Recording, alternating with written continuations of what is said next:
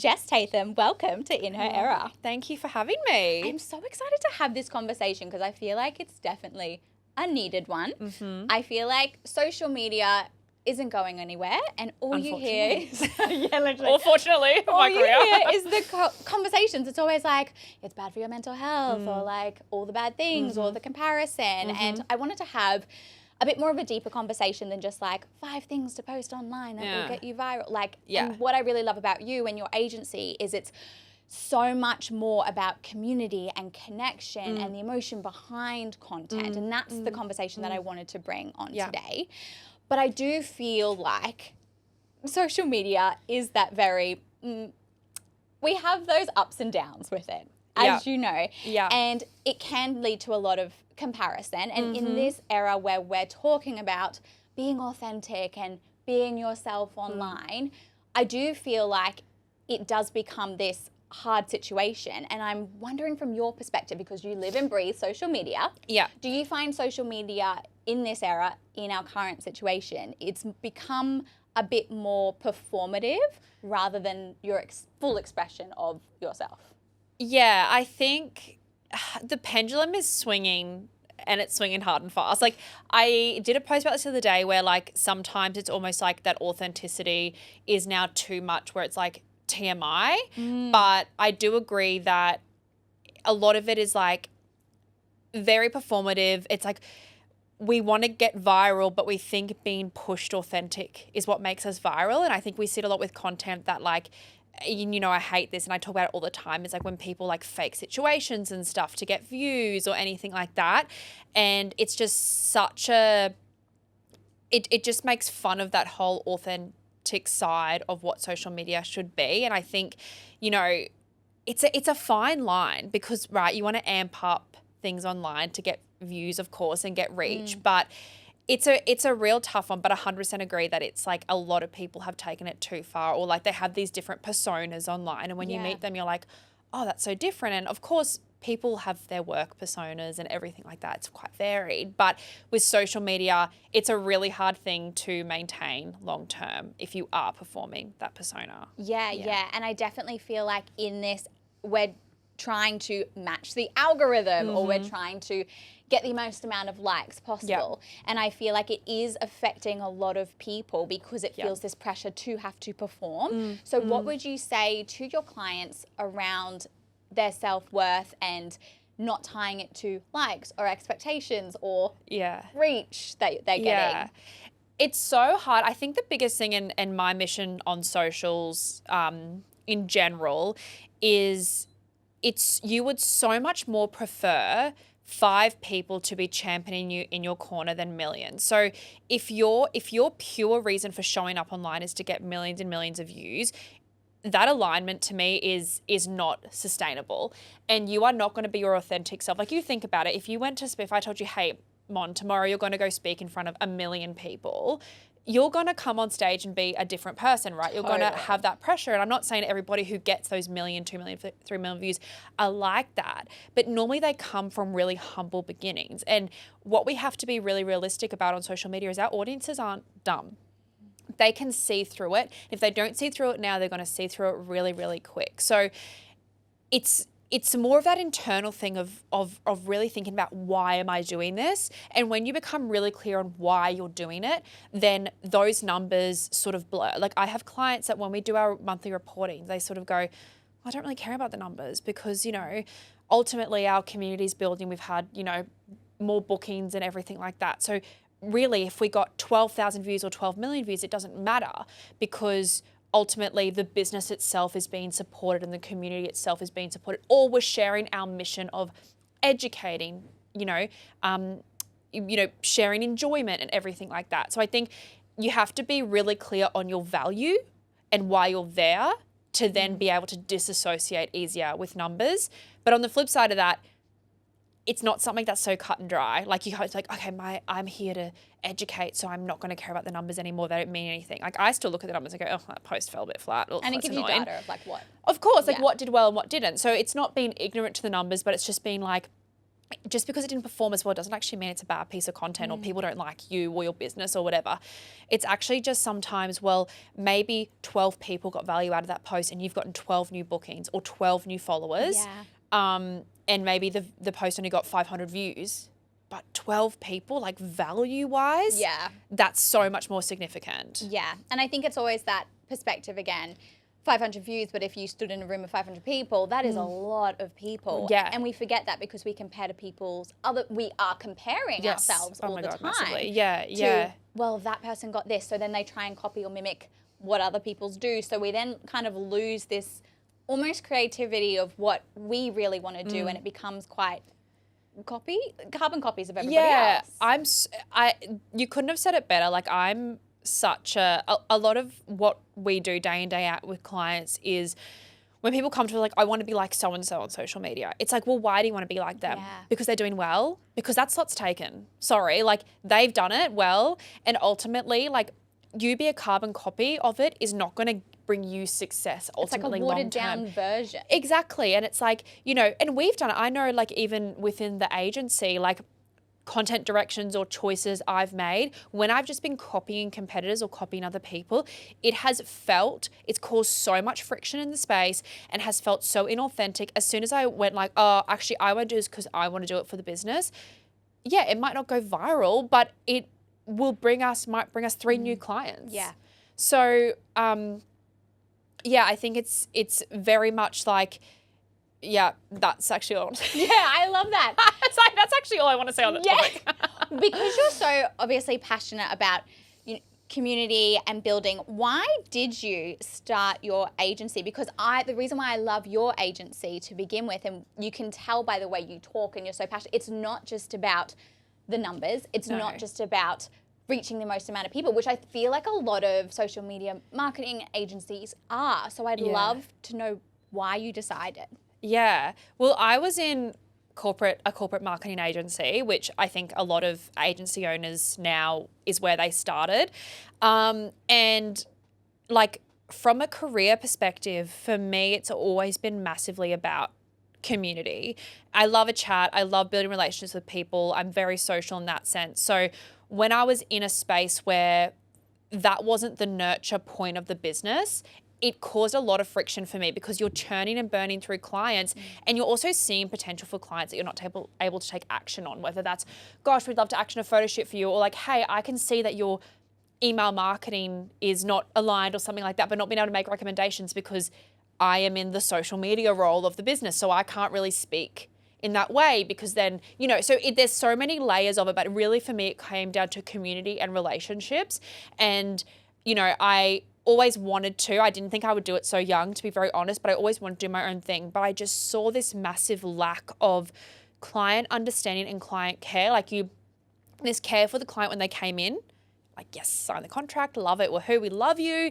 And then once they joined the rough and tumble of the month-to-month content, it was very much like, oh yeah, whatever, I'll just get this out, just do this, and that. So it very much came to me like, everything was so transactional and I just really missed getting to know people. And for us with our clients, like we really get to know them for who they are, and that bleeds so much into their content. Like even if you're you're a manager of a restaurant and you hire us in, and even if you're not the founder of the restaurant, you're the manager of the restaurant, things you say and decisions you make is so integral to the backbone of that business. And that's how we get our hints. Like sometimes our clients will say stuff like, oh my God, we have a client at the moment, like, oh, they ran a retreat and they just loved doing this retreat, and talking to her face was like lighting up. And I was asking about the retreat, like questions that you'd be like, why is my social media agency or my marketing agency asking me these questions? But it was very much like, I was like, your face is lighting up, so we need to do more content about this because you are passionate about this. Like you love doing this. So we need to share that mission rather than me going, okay, so we do a post about the retreats and then we do a post about a fun little quote and then we do a post about this and that. Like it's building those relationships so you understand their true desires, so then you can replicate that for their online audience and their community. But yeah, for me, it's massively just relationship, community, and really craving that for brands and people, and sort of breaking down that stigma when it comes to agency, that it's very like we are your agency. We don't want to hear about you. No, I want to hear about you because that forms so much of your life. It also then filters through the content. Like if Massively. you genuinely care about your clients or you're so invested in their lives, you can see little pieces of like, oh, but this is actually very you. Yes. Or this, you know? Agreed. And like when we're like, you know, sourcing content inspiration, it's like, oh, I can see that, you know, it might be a post we see a chiropractor do, but the structure of it, I'm like, oh, wow, that would work really well for our real estate client. Yeah. Because I can see that they would like how that's structured or how that's communicated or how they've connected with their community on that. And it's so much more than just social media. It's that wider marketing circle where we can sort of understand what our clients need, then make those recommendations for them and connect them and run those projects for them because we know them. Yeah. Because as much as we'd like to deny it, the workplaces we're in are deeply personal, like to us. So as much as we want work-life balance, like it's so deeply ingrained in us. Yeah, so you care. being able to bring that to life for them without them having to think about it is what really makes like what we do best. I love that. And when we talk about community, I would really love to hear your perspective because I feel like community is only now becoming like, oh, we should build a community and focus on community. Yeah. So from your perspective, what does building a community mean and look like on social media or in the online space? Community is, it's one of those buzzwords now, that when I say it, it's like disruptive. It's like when I say it, I'm like, oh, but I mean it. But I'm like, oh, I don't want to say it. Invent a new word. Community is really your cheerleaders, ultimately. It's the people that support your brand through thick and thin, who are really passionate about your brand's morals and ethics and goals and everything in that sense. It's not just the community of like, oh yeah, they buy from us. That's our community. Because let's be honest, we all buy things and we're not necessarily passionate about what we buy. Like I'm like, oh, I like that bracelet because I like that bracelet. Yeah. You go to Mecca, you're like, I love, you know. Like I love an Hourglass, you know, bronzer, but I'm not like passionate about Hourglass. You know, actually I really love them, but you know, that's just an example. But so it's different to that. And I think people think, oh, well, all my followers are my community. And all, like, you know, everybody who likes my posts, everybody who buys from me are my community. I'm like, yeah, to an extent, okay, I get you. But it's more about those people who are really your cheerleaders, who are going to comment on your posts, who are going to, if you throw an event, who are going to book tickets, who are going to refer you on to people, whether that be, you know, product or service or whatever it is. It's very much those people who are championing you and everything you do. And I think from my experience, like I have had community online and seen so much through things I've done pre-agency, really the like corporate world, where community was the backbone of its success. And whether it was, you know, 10 people, 20 people, 1,000 people, 20,000 people, community is what drove those initiatives. And yeah, it's just those people who will always back. It's like your friend group, ultimately. Your close friend group. Like chat. Yeah, exactly right. You know, you've got friends in your life that you're not necessarily going to invite to your wedding, but they're still your friends. But these are the people you would invite to your wedding. Yeah. You know, as an analogy though. Yeah, for sure.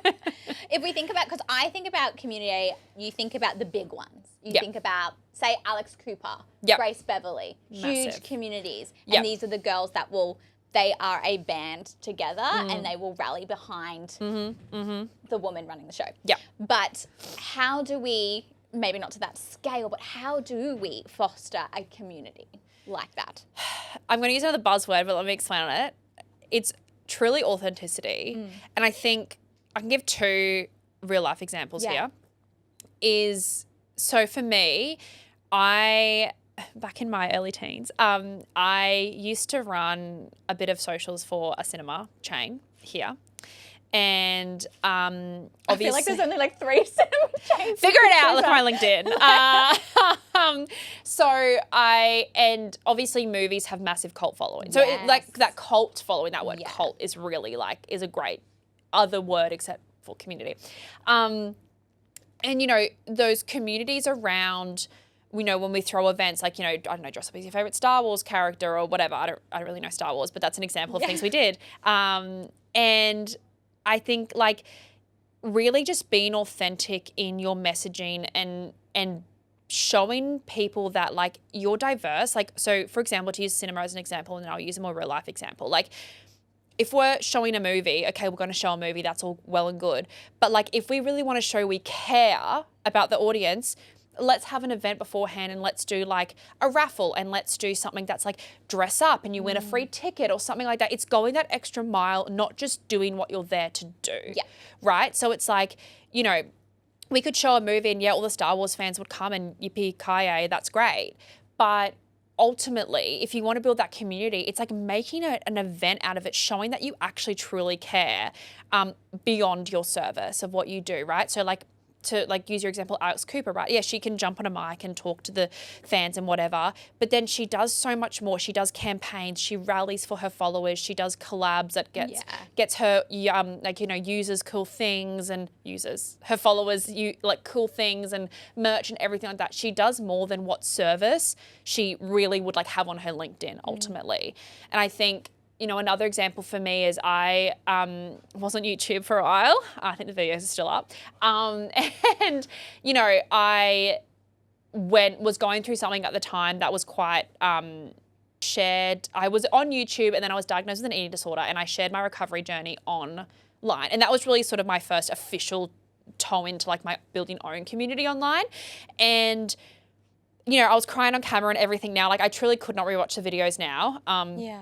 But it's something that, you know, you build community from that because you're sharing something very intimate. And I'm not saying people have to air all their dirty laundry online. That's not what I'm saying. Like this is quite an extreme extent of building community, but it's showing something authentic that's truly, truly you and giving more like, yeah, my service on there was making videos, but I was going that step further and not just making videos, but like sharing learnings and sharing my journey and sharing my emotions and sharing my innermost thoughts that was giving people more than just watching a YouTube video. And, you know, like I was, you know, for a time there, like I would go to a coffee shop and like someone would come up to me and say, oh, I see you on YouTube, like you really helped me or you changed my perspective on that, right? So that was really nice, but it comes back to that community build and then therefore they helped me, right? Yeah. And you can apply that sort of logic to anybody with Alex Cooper, whatever. Like we help them, we provide beyond our service, but then their support and their input then helps us back. Yeah. So it truly is that community project. Like it's not me and Silo making videos or, you know, putting on a movie or whatever. It's me doing it to support them and then they give back by watching and, you know, getting help from it and everything like that. So it's really applicable. And I think from those examples, like you can see how applicable it is to all of these little random caveats. When people go, oh, well, I have a lipstick brand, so how can I build community?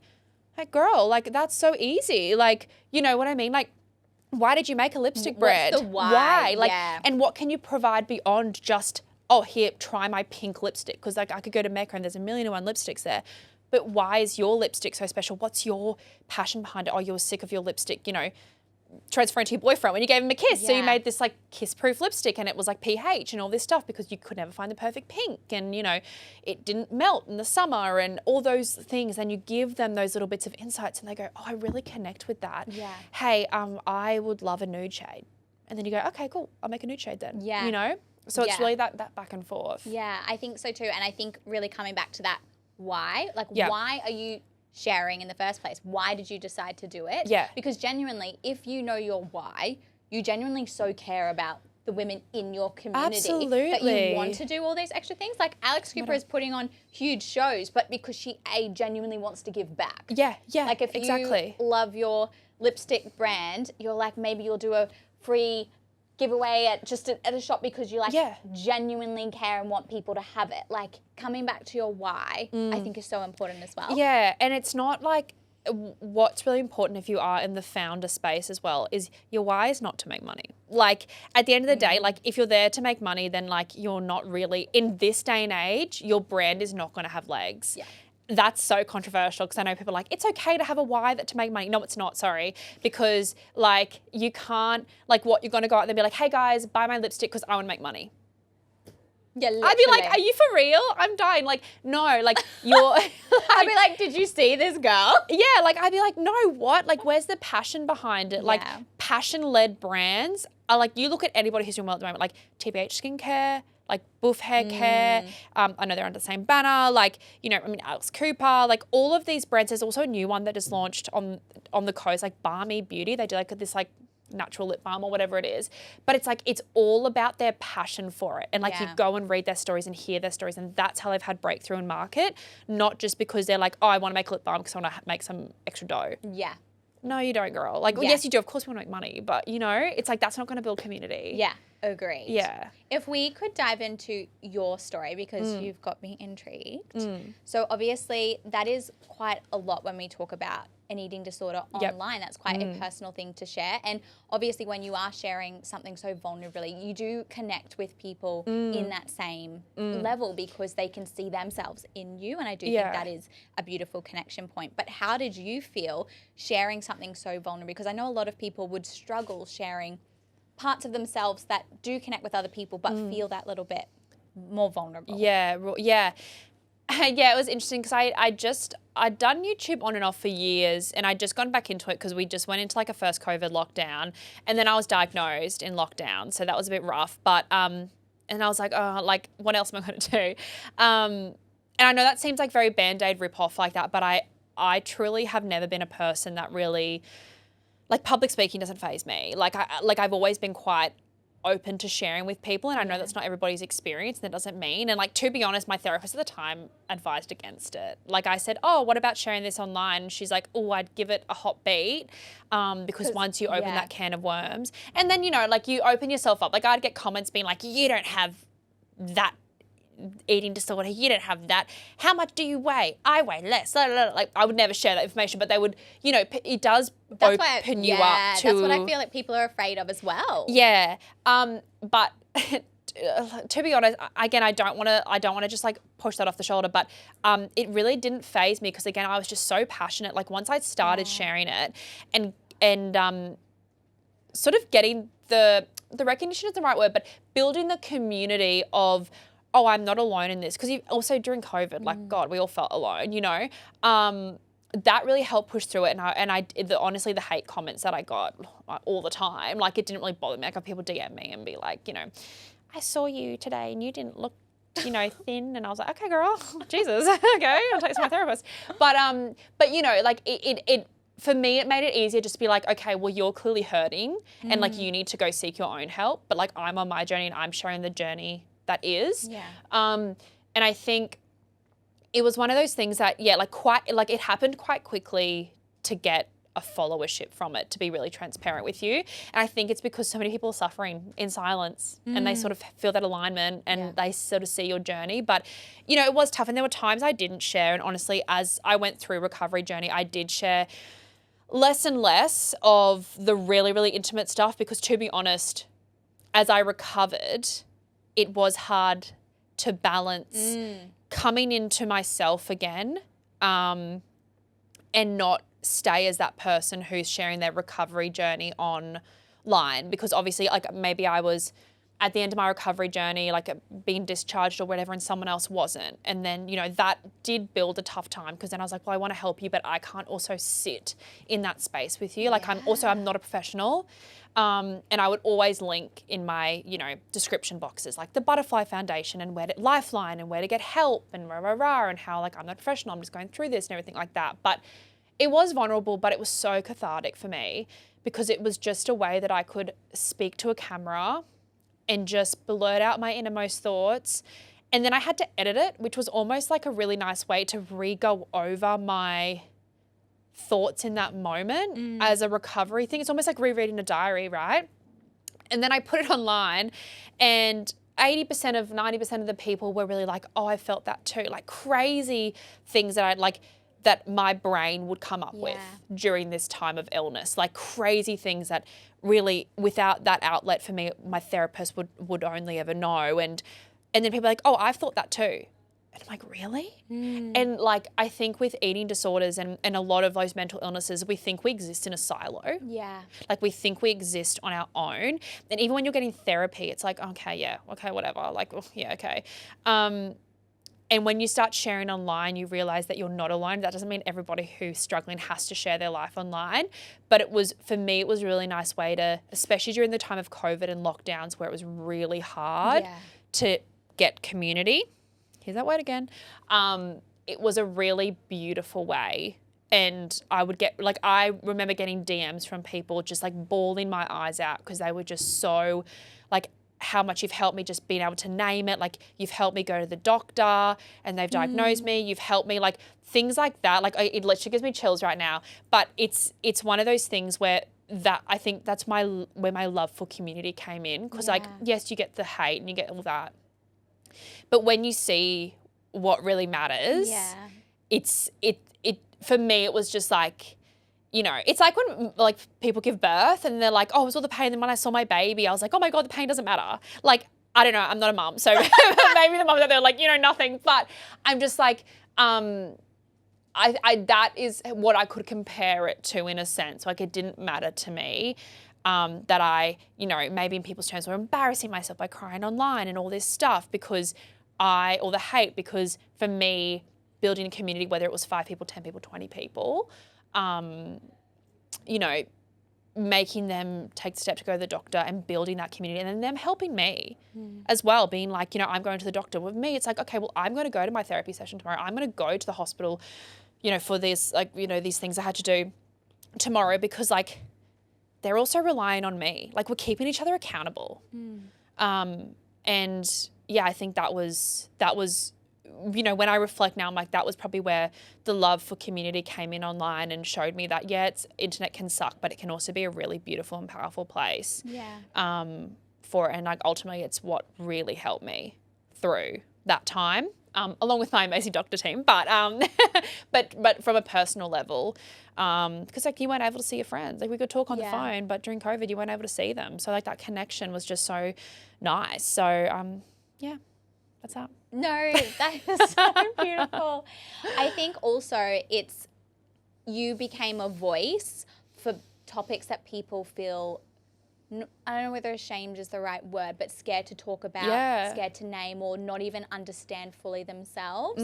And not saying that everybody has to be a voice for that, but having places and building a community around something that is so vulnerable, it allows people to feel more understood. Yeah. And I think you've got to be careful. I think it's very easy to slip in when you sort of build a platform from that, not to let it seep in beyond the time it's relevant for you. Like, become you. Yeah. And people do it. Like, I know people who've recovered and continued their channels speaking of how they recovered. For me, it was like, I got to a point and then I kept going for probably about a year after I was like formally discharged, I guess. And then I moved into corporate marketing, and that was like my next chapter for me. And then I just stopped uploading. The videos are still there. People can still go watch the journey. Like, it's not like I've just removed that part of my life, but it was definitely one of those things that I did it. I built that community. They still can watch the videos. They can still follow me on Instagram, whatever. But it was very much like, okay, I've got to move on to the next thing, which those things I think are a little bit different. To like, if you've got your lipstick, whoever's lipstick is getting like all this promo on this podcast of how to run their marketing, you don't just build a community and boot out. Totally. But for things like that, I think you do have to be mindful. And that was really important for me to be like, hey, that's mine, done. And maybe one day I'll upload on the channel again, but girl ain't got time. I think it's also, you know, I've seen it happen before. For example, there is a huge, influencer is not the right word, but person in the United States. She was vegan for a while and then transitioned to not being vegan. But the community followed her along then she became very spiritual, and then aliens, all the things. But they've all come along because it was her. Yes. But she did get, you know, those few thousands of people being like, what do you mean you're not? So I understand how difficult that must have been to make that decision to be like, well, I need to pivot because it's not me anymore. Yeah, and I think it's also important when, I guess this is a lesson in itself as well. Like, we could talk about building community, but you've also got to know when, like, the social media space, when you've got to like step away from something as well, because it can feel very like, well, I've got to keep showing up as this person. And I think, I mean, really, like, to be honest, like, I was online, like, I was making, like, you were getting brand deals and stuff. Like, I'm not going to be ignorant to the fact that YouTube, like, you know, it was an income platform. That wasn't the reason I was doing it, because it took me a long time to make any money from YouTube. But, but, you know, it was something that it's a decision you have to make. And for me, like, you can't just stay in it. And I think like a lot of this comes back to like staying authentic online, right? Agree. Like, it was inauthentic of me to keep showing up and talking about this when really like I was doing quite well in my life and I was stepping beyond it. And for me, that was that chapter done. And of course, like, you don't just forget you had an eating disorder or like all the thoughts go away, but I couldn't sit there and edit videos about me talking about it all the time anymore. Like, that wasn't the chapter I was at in my life. And also I'd moved into the corporate world. So I, A, had less time, and B, at that time had to be mindful of like where I showed up, obviously, because it's a different world when you don't work for yourself. But yeah, it was one of those things that, yeah, like if you want to stay authentic online, you also have to know when to step away. And I think for me, like, that was one of those points where I've been like, okay, this isn't me anymore. I'm going to step away to stay authentic. You can follow me on Instagram. You can now follow me on my business page. You can do all this stuff. Like, you can still connect with me. You can still watch the videos, but I'm not going to just keep like, you know, buddy, what is it? Hitting an old horse, beating an old horse, beating a dead horse, whatever it is. This old horse, this dead horse, just because I'm getting views. Yeah. And that's like, it does really, this is so interconnected. This is so connected. I agree. And I think it's always coming back to, you know, you're allowed to evolve as a person. And I think a lot of the time on social media, because we have, you know, followers, and I'm using my air quotes. Yeah. We feel this obligation to stay the same. But at the end of the day, you are a person who uses social media. That persona is not you. So it's also knowing that you can evolve and show who you are.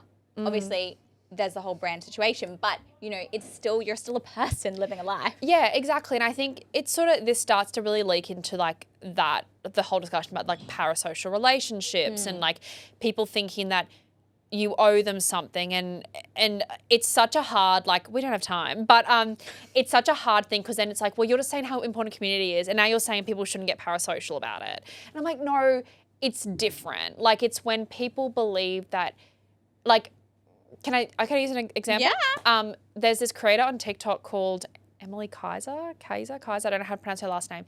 Anyway, her son tragically passed away earlier this year, drowned, like very, very tragic. Oh my God. But she shared from like pre-birth, like their whole life together. She's a very, like millions of followers. And she had another baby shortly before her son died, very tragic. And she was offline for months, and has come back online. And people in the comments being like, if I lost my son, I wouldn't do that. You're not grieving. The death is fake. This is all this stuff and the other. And I'm like, who are you? Also, the girl's got to make $1. Like, you know what I mean? At the end of the day, like, it is her job. Like, do not be ignorant to that. But it's like, why do you think, like, then don't follow her. Do you know what I mean? Like, it's this demand, like, she's got an amazing community. And you look at her comments, it's like, you're so strong. Like, oh my gosh, I'm so glad you're back. And the community really rallied for her, which she built such a strong community. Yeah. But then there are those people on there that, like, act as your, you know, moonlight as your community, but then have this weird parasocial thing where they think they have a lot of comments. And that's just like, you've just got to self-manage that, of course. And I'm sure she blocks them and everything like that. But it is those people who you do have to be mindful of when those relationships click over. And it's just something like, I mean, when it comes to clients, like, I mean, obviously we're brands. So people don't really do it with brands. They more do it with personal brands. But I guess brands, the founder story is becoming, do you know what I mean? Of brands. So forefront. So forefront. So it is becoming a lot more personal. Yes, that's true. And then that's where you've really got to monitor it. And I think, you know, people think they know you because you share your life. And like, I had it as well on a, you know, I had a third, like, not even that, like, you know, 1/1000th million. I love we're trying to do maths. I'm like, what's like, yeah, ratio. of what, you know, this Emily girl does in America. But I can still see how tough that would be to deal with it. And, you know, you just got to deal with it. And I think, you know, people also, if you think, girl, get off your keyboard. Like, come on now. Do you know what I mean? Like, leave this woman alone. I know. I heard, it's so funny. I was listening to a podcast. She was interviewing someone, also a creator, and she was getting married, and it was like this huge, beautiful wedding. Yeah. But then people asked her to be invited to the wedding because when you're online, people, you portray and you show so much of your life that people think they really know you. And I feel like that's where people do get scared about the fine line of sharing too much but still showing you. Yeah. You know what I mean? It's really hard. And because the thing is, there's no hard and fast thing. Like, you know, there's some things we want to get personal about online. Hence, I literally shared a whole recovery journey on there. But there's other things I didn't share. And that's my prerogative. Yeah. Like at the end of the day, like you've really, it's such a self-managed industry being online. If you want to be online, you have to self-manage it and know when to say no and know when to say yes. Yeah. And I think, but for like people on the other side supporting, it's like, it's their prerogative to choose not to share or share something or post something or not posting. You have so much choice online to block someone.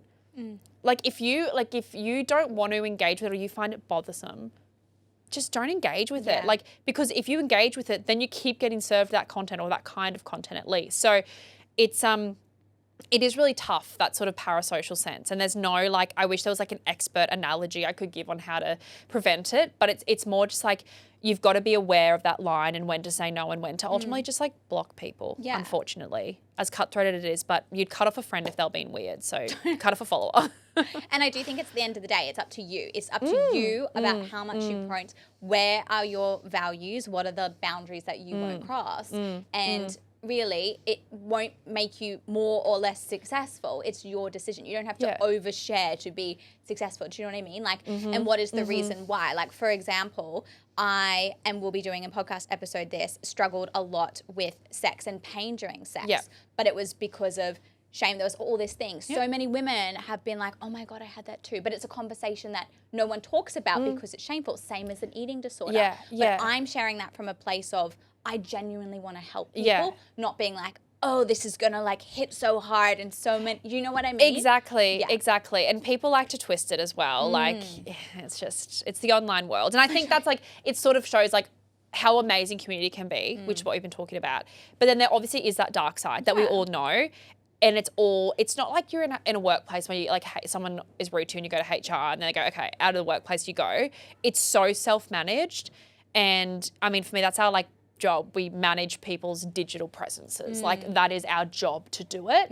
And I think it's just, you've just got to be highly in tune into the limits of like what's real, but also the limits of like what your brand can deal with and what you're happy to share, what you're happy to cop. And then draw up those guidelines, write those guidelines down, whether you post pretty fashion pictures or about your lipstick, you know, and then if something crosses, then you take action or you block someone or something like that. It's not hard and fast. I love that. If we talk about confidence for a moment, because I know women listening, some of them might be struggling to show up online. And I think online, we see, and I fall in this trap, like I am the one to put my hand up. You see all the perfectly polished feeds, and I have definitely been on a journey very recently being like, my authority is not determined by how perfect and polished my feed is or how perfect and polished I am. And showing a little bit more vulnerability of myself or a bit more of my normal messiness. It's not just this poised, perfect person. But online, that's what we see a lot of the time. So how do women feel confident enough, or how can they start to put themselves out there with some more strategies? Tell us what we can do. I think it's actually so funny because on the drive down here today, I was on the phone to another founder, friend of mine, and we were talking about confidence. And like, to be really honest, I've struggled with personal confidence. Online confidence, I've not really struggled with that much. Obviously, you struggle with it a bit, but I've dealt, like, so from that, I've helped with a lot of people gain their confidence online. And we've seen clients literally transform. Like, it's been insane to watch. But we're talking about how confidence is a choice. Like, it's not like you can say to someone, oh, you're such a confident person, but they're choosing to be confident. And it's not as easy as that. You can't just wake up as a non-confident person and be like, oh, I'm now confident today. But it's making those little choices day in, day out that makes you feel more confident. And I think the best way, I love using examples to answer any questions ever given to me. But we have a client who recently came on, and they are, so we're talking about aesthetic grids and showing up aesthetically online, right? Your aesthetic is different to mine, as different to them and theirs and all that. So even though there's that pressure to be super aesthetic in the sense of like, you know, beautiful, fresh, you know, marble tops when I'm cutting up my fruit in the morning, all that stuff, it's like, I still feel it. Like, if I wanted to film a day in the life for Iced&Shaken, like, that is a consideration. I'm like, oh, I'm making my drink here and it's like not that cute. But then I'm like, ultimately at the end of the day, my aesthetic is going to be different to other people's. Like, and sometimes, I don't know if you've experienced this, but there's Shameless podcast. Sometimes they'll like share stuff from their like days, and I'll see like their house and stuff. And this is like beautiful houses, but I'll go, oh, I'm so sorry for bumping the mic. I'll go like, oh, that's like such a normal house. And I don't know, it's like, it's almost like it's refreshing. They don't live in a mansion? Yeah, like, but it's refreshing Yeah, when you see it. And I'm like, why am I being like, that's a normal house? Dirt's a normal house. We're normal people. We live in normal houses. Yeah. But it's like, it's almost like oh, that's so funny. And then you like appreciate it more. And then for me, that feels more authentic. Because I'm like, you haven't set up the studio light. You haven't done this. You haven't done that. True. So I think you've got to identify what your aesthetic is. And linking back to the client that I was just touching on is like, their aesthetic is truly quite different to what we've ever dealt with before. And I was talking to the team in the office and being like, yes, this is not the creamy aesthetic that we normally deal with. But that doesn't mean it's not aesthetic. Like when I say to you aesthetic, we normally think like this space, right? This is a very aesthetic space. But why? I know. That's not everybody's aesthetic. But it's also blending in with everybody else. Like, you know what I mean? Exactly right. Yeah. It's like, that's not, like this is, someone could look at this and be like, that's not aesthetic. But I look at this and go like, oh my God, I love it.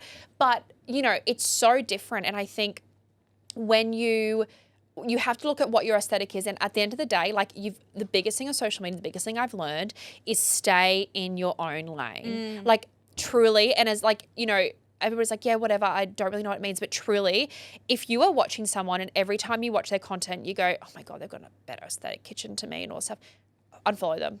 I've done it with people. It's not a bad thing, but if you really want to hone in on staying in your lane and building up your confidence, literally horses do it. They put on their blinkers when they race and they block everybody out. Like that's, not that horses do it. Obviously the jockeys put it on. The horses are like, let get my blinkers, girl. No, but like, you know, they block them out so they don't see their competitors, right? Yeah. And it's like, that is the best way to do it. Not look at them as competitors, but just be like, hey, I'm driving right now. If I'm driving down the coast, I'm not going to be staring at Sally Sue 3 lanes over being like, oh, girl, wait, what speed you doing, girl? You moving? Because then I'm crashing my car. Yeah. So if I'm staying in my own lane and like, yeah, okay, I know Sally Sue's there and Billy Joe's there. I don't know where those names are. I use normal names. But I can get to my destination. Yeah, great analogy. But do you know what I mean? Totally. It's like at the end of the day, like everybody's aesthetic is different, and link back to favorite word, authenticity. It's like your community will see your authenticity for what it really is beyond marble kitchen tops and beautiful white couches or whatever. And your aesthetic is your aesthetic, and you will attract your own community. And that's like similar to what this client's gone through. They already have a really amazing community, and they're not what, if I said aesthetic to you, like they're not what that traditional sense is in that way. So it's truly about staying in your own lane and really like breaking down what that analogy means. Like if you are looking at everybody else, you will crash. Yeah. You will not succeed. I think that is so true because I'm the same. So often I'd be like, oh my God, my kitchen's not aesthetic enough, or like, oh, that's in the way, or like, you know, I live in an apartment. It's small. Yeah. But then you see other people's apartment and it's like, where is their furniture? Yeah. And you're right. It's not just unfollowing people that are in the industry, so you're not it's also people that make you feel like I have to be a certain way to be able to post. But you definitely connect more, like you said, with people that are like you. Yeah. Like not just this live in a mansion where they don't have a spot of dirt on their counter. Yeah, exactly. It's just not attainable. And I think that's the biggest thing when clients come to us and want us to manage their socials or manage their marketing in a broader sense. A lot of them say like, oh, I want to be like so-and-so. I want to be like this and that. And I go, why? Are you them? No. So like, why do you want to be like them? Yes, you can take inspiration. Of course, that's so fine. But like, if I follow them, why would I then follow you if you're exactly the same? Yeah, for sure. We have enough white marble kitchens, girl. We have enough of this. And I'm not saying if you have white marble kitchen, like don't get a reno, it's fine, it's beautiful. But I'm just saying like if that's your authentic kitchen, that's fine. I'm really passionate about this topic because I see so many brands and people burn themselves out on socials trying to be something they're not just to feel like they're aesthetic and fit in. But to fit in, you've got to be your authentic self because people see right through it. Like, trust me, like they will see right through it. And it was only in like probably the last 4 years I realized that so many influencers shoot in fake bedrooms. Do you know that? No. Yeah. So many content studios have bedrooms and they shoot in bedrooms, in fake bedrooms, right? So that was one of those things. I probably found that out about 4 years ago when I first started corporate marketing. And I went, okay. It makes me feel better about my bedroom. But this is what I mean, right? It's like, but you also only see a little bit of the camera. So you don't know the mess that's on the other side, you know, but so many people film in fake kitchens. They rent out houses. And if you're doing like a formal shoot, that's of course fine. But filming every day, like, you know, unless it's your career. So yeah, like ultimately a lot of it's fake. And that's fine. Like, girl, you get your cute little photo, but don't take it for granted if you see someone also shooting in a beautiful space all the time, that is actually where they live. And that you also have to do. Yeah, exactly. And I guess I recently learned this as well, is you're just diluting what everyone else is and you're just blending in. You just are vanilla. And that's like, and I've gone down it with our brand as well. Like I literally, in the office yesterday, we were only talking about really spicing up our brand a bit. And there's a few elements, stay tuned. There's a few elements coming into the forefront for us now. And as soon as I started to really blend in, being like, oh, well, this agency's doing this, so we should do that. Really transparent, like inquiries went down. Yeah. You know, revenue went down. Yeah. You know, followers went down. And I was like, what's going on? We're failing. And I'm like, no, I'm not failing. I'm just blending in. You're not standing out anymore. No. You're vanilla. Yeah, literally. Vanilla. No and one that's on wants that. to be vanilla. That's on that. Don't be vanilla. Like, yeah, like as soon as you do, like truly, I've seen so many brands, as soon as we just do what other people are doing, it's like, why would I follow you? Why would I connect with you if like I search agency, all of you look the same, I'm just gold, bam, done. Yeah. It doesn't matter. Literally. But for us, it like, you know, on the other end, I'm like, it does. So we need to stand out. We need to be different. What can we do that's different? Yeah. Staying in our own lane. Stay in your own lane. Sally Sue ain't worried about it. I love this. Now, I want to do a bit of a quick fire before we wrap up. Basically, what we're going to be doing is I'm going to reframe common thoughts that people have around social media. Fun. So I'm going to tell you a thought that people have, and I want you to reframe it. Okay. Just first thing that comes to your head. Okay. We can do as an example first. I love. I need to post more. That's my one to go. Okay. You don't need to post more. You need to post more authentically. You can post one time a month, and if that's a really, really powerful quality-led post, then you will land in front of the right people. Perfect. She's so much further ahead of me. Girl, she was at your place one time, and, you know, everybody, again, stay in your own lane. She has a different trajectory than you. Like, just let it be. I know it sucks. It can feel like suck, but someone on 1 million followers used to have 100 followers. I have to try beat the algorithm. Just shut up. The algorithm is a beast, and the algorithm is always changing. And if you are, again, to use those buzzwords, if you are authentic and showing up when it truly, truly matters with really powerful, aligned, strategic, haven't used that word yet, strategic content, the algorithm will not matter, because it's like posting times. If you say 6 p.m. is like a peak posting time, yeah, okay, great, everybody's online then. But if your content sucks, no matter if you post 6 p.m. or 3 a.m., it's still not going to do well. So the algorithm exists, yes, but it's not the reason your content is falling over. Mm-hmm. It's the reason because it's not strategic. It's probably not that great. Sorry. It's probably like good, like no. It's good, but I get sorry, I don't want to offend. You're so good. Last one. It is too late to grow. Oh my God, it's not. No way. Becca Bloom on TikTok, look at her thing. This year, she's like blowing up. It's been crazy, but not at all. Brands are growing every day. Brands are coming across my feed that I've been watching them go from like 200 followers to like 10,000. It's not at all. It's all about, it's just a little bit more diluted now. So it's harder to grow because you've just got more people in the room with you to compete with, but it's not too late to grow. You just have to stand out and go against the status quo. People who are not being able to grow is because they're not challenging the status quo. They're just going, oh, I'm just going to be vanilla and I'm just going to sit here and I'm just going to post about this and talk about this. No, share some hot takes. Share that. Trust me, like you will still grow, but maybe your strategy just isn't aligned, but it's not too late. Oh, it's not too late. So good. Now, before you leave, every woman opens her file. Oh my God. So okay. in her file are 3 questions. You can grab the file. Okay. Ooh. 3 questions. These help us understand you a little bit more. Okay. The woman behind the brand, the woman, how you became who you are today. Okay. So pick whichever one resonates with you. Okay. Oh. Read them aloud, whichever Okay. one you want. Yep. whichever you Okay. want to answer, Okay. And then answer straight from the heart.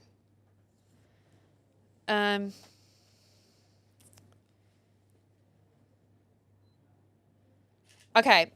I'm going to do this one. What's one truth you used to be scared to say aloud that you now fully own? So many things. I think to like preface it, I think business has taught me not to be as much of a perfectionist, even though we're perfectionists in what we deliver clients.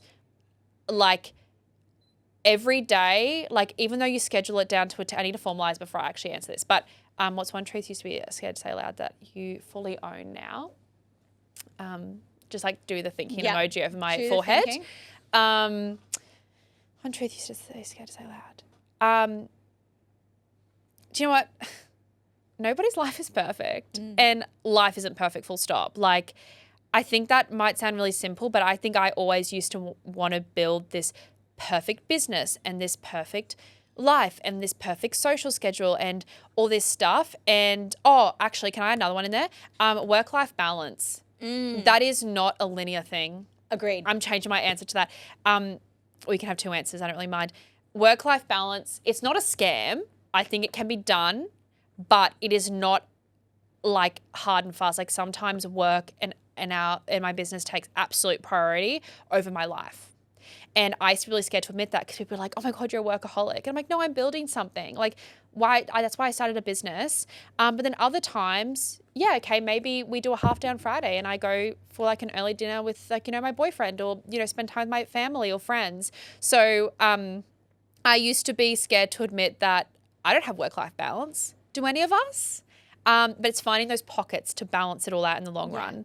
But yeah, girl, come on now. Work-life balance, it's not a thing. I think I'm just going to add to that while we finish up. It's like I heard from someone, if you are chasing something and you're moving forward towards something, it means that the scales are moving forward. They're not going to be 50-50. It is going to be even. But then it allows you to come back at some points. It doesn't have to be 50-50 all the time. You're allowed to give and take. Exactly. But then throughout your life, you have that.